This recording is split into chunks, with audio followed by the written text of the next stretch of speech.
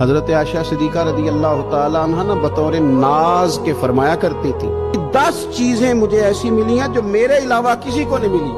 اماں جی وہ کون سی؟ تو فرمانے لگی میرے علاوہ حضور نے کسی کنواری عورت سے نکاح نہیں کیا، میرے علاوہ حضور کی کوئی بیوی ایسی نہیں جس کا باپ بھی مہاجر ہو، جس کی ماں بھی مہاجر ہو۔ اللہ تبارک و تعالیٰ کا کرم دیکھو،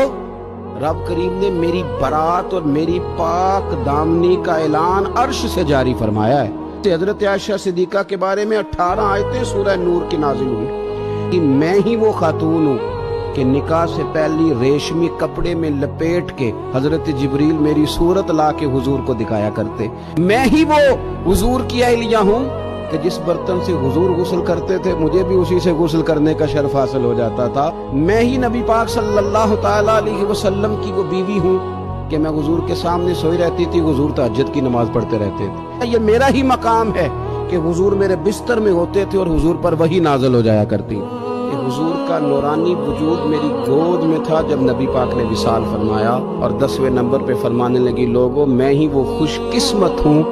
کہ جس کے حجرے میں رسول پاک علیہ السلام کو دفن کیا گیا۔ قیامت تک جس پر لوگ سلام بھیجیں گے جسے گنبد خضرا کہا جاتا ہے، یہ وہی مقام ہے جو حجرہ عائشہ صدیقہ کہلایا کرتا تھا۔